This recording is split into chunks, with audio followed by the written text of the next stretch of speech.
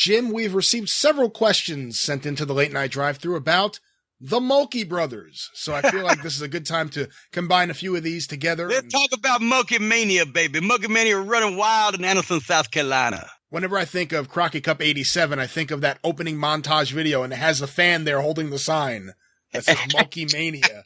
But let's start with the first question, which was sent in by someone who didn't attach their name, only a phone number, which I won't read here on the air.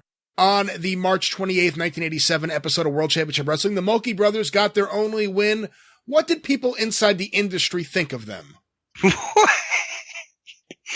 Well, I would bet you, except for Crockett Promotions and all the people working, there at the time, who we pretty much all loved them or got a kick out of them. Or, I mean, I'm sure Ole, I don't know whether Ole gave a shit or not, but I don't know if anybody else would have really not. Maybe some of the guys in the other territories that watched the show were getting a kick out of it. But it wasn't like they were.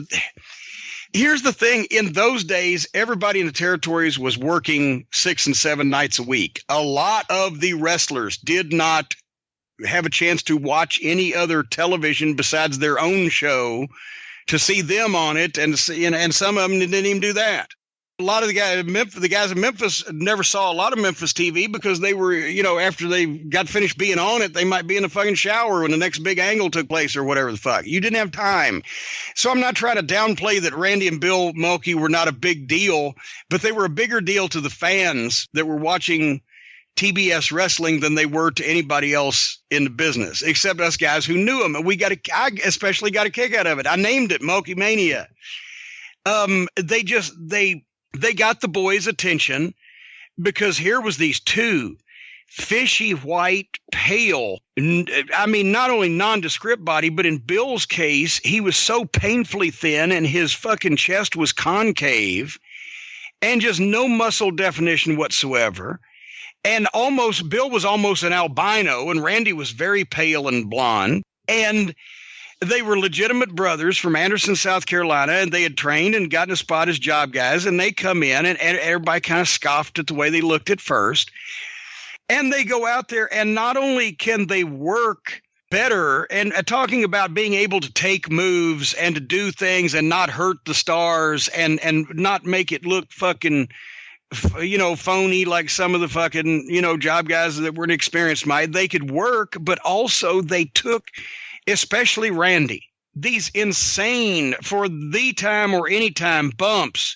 And it wasn't like they were setting shit up where they were diving off the balcony. When you threw Randy Mulkey out of the ring, instead of like the way the guys would do it normally, where you'd at least, grab a rope with your left hand, try to turn your body, roll off the apron with your right arm or whatever, get a foot under you where you can break a little of the fall. He just launched himself through the fucking ropes and turned and landed flat of his back 10 feet away on the concrete floor. And you could not only hear the thud on TV, but if you were in the studio, you could feel it in your feet when he hit the concrete floor. Or if a tag team would shoot Bill off and give him a double backdrop. But instead of just taking a double backdrop like most people did, he would do a 180 or whatever degree it is, where he'd go all the way over and land on his face instead of an extra half a revolution, land on his face instead of his back. Or anything these guys did, they threw themselves into it like their lives depended on it. And it did in some cases. And so they started getting over with the boys. And especially when the Midnight worked with them, that's when I went over to the podium and screamed, "Mulkey Mania is running wild, David Crockett," and then the fans in the studio started getting with it, and they started bringing the signs. And I would always, say extra stuff about them whenever we worked with them. But they, a lot of times they'd use them as a team, and sometimes it'd be Randy and somebody else or Bill and somebody else. But they were stealing the show just with the classic ass whipping, as Dennis Condrey said that they took. So finally, Dusty ran with it a little bit. He put him he gave him a win. Over, I think it was George South and probably Joel Deaton, the Cruel Connection or something like that. Well, that's actually, I'll ask you now, because that's our next question from Reggie Harp. He says, I have a question about the great gladiators from California who faced the Mulkeys on TBS. Oh, the gladiators. Okay. It was always rumored that Under the Mask was George South and Gary Royal. Is this for true? That's very unwieldy verbosity, but yeah, it is true. because I knew Gary Royal was one of them. I couldn't remember whether the other one was George South or not or whatever the fuck. But yes, and it was the Gladiators from California because it was the qualifier for the Crockett Cup. So there was the Mulkey brothers that have not only never won a match, but never even been competitive hardly on TV in a match against a team that nobody's ever heard from in full body outfits from California, the Gladiators, right? So, and one of them trips and the Mulkeys win, and the people in the studio loved it, and the Mulkeys legitimately were fucking thrilled. And they used that to put them in the Crockett Cup. And that's when, just at the time, the first inklings of the Northeastern smart fans were coming along. And we got to the Crockett Cup, and there you go, is signs for Mulkey Mania. And that, and for a little while there. But the thing is, Randy and Bill being enterprising young men, in Anderson, now think about it, in Anderson, South Carolina, there's two local guys that's on national TV every week, and people are cheering them now.